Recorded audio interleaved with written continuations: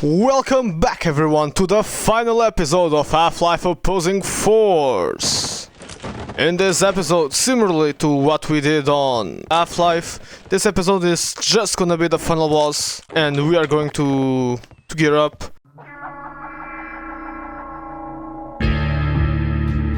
There's actually not much in the way of gear here. There's no desert eagle ammunition. There's some for the assault machine gun and some for the sniper. And to be honest, the final boss of Opposing Force is extremely easy. Over here there's a Starbuck and there's that rope mechanic we haven't seen since like episode 2. There's this health pool here. So every phase of the boss, you can just sit here and heal. Because the final boss is beyond that room and he can't go in here. He spawns some shock troopers after phase 1, but they actually don't climb up here. So you can just sit here and do absolutely nothing and just heal.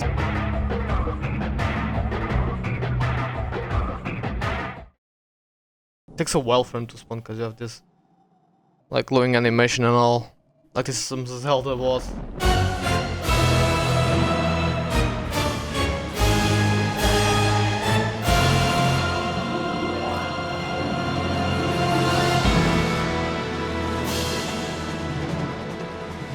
All you do is you shoot those bulbous eyes with the mounted machine guns, the friends of the security guard told you about, and then you just wail on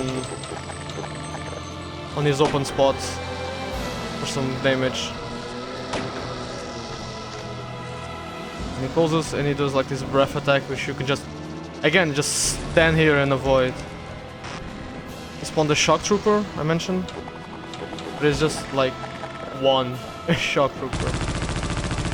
And now that it's somewhat safe, you can just go here, shoot him,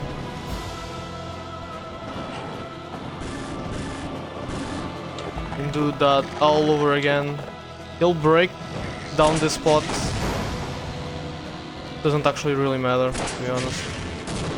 The rockets don't wanna hit. That's fine. Just like this.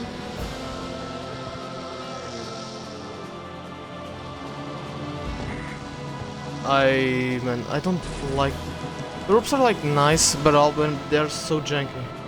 But yeah, you can just stand here and be like healing. Wait for you to do his breath attack, which can actually deal a lot of damage. It's like the electrical pulses of the Nahilant.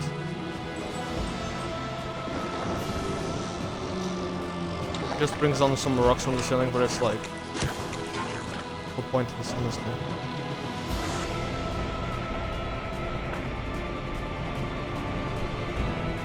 Ooh! Perfect dodge, Dark Souls level! And like, yeah. This is it, see, I literally did nothing.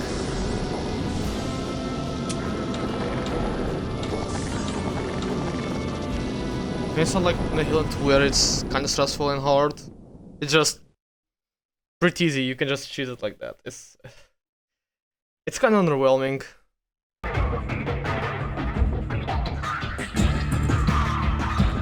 Instead of playing the entire speech, let me just give you the short version. G-Man meets you in an osprey similar to the one you start the game in, and blows up Black Mesa using the nuclear bomb he reactivated back in the package, because it was the biggest embarrassment and he needed to tie up loose ends. Unlike with Gordon, Shepard doesn't get hired, instead, G-Man puts him in stasis permanently because I have a fascination with those who adapt and survive against all odds.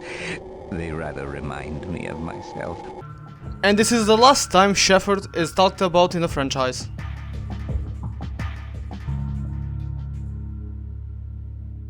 Among the game's many Easter eggs, I just want to show you two in particular. If you type on the console, give weapon, you gain penguins that are with backpack grenades. They just act like snarks. And are snarks. And they will fuck me over. I also think they do much more damage than normal snarks. And if you write just haiku, it'll make a random IQ. I think it's based on a text file on the files. But it's pretty nice. It's random. So yeah. I'll see you next time for blue shift. Until then, peace out.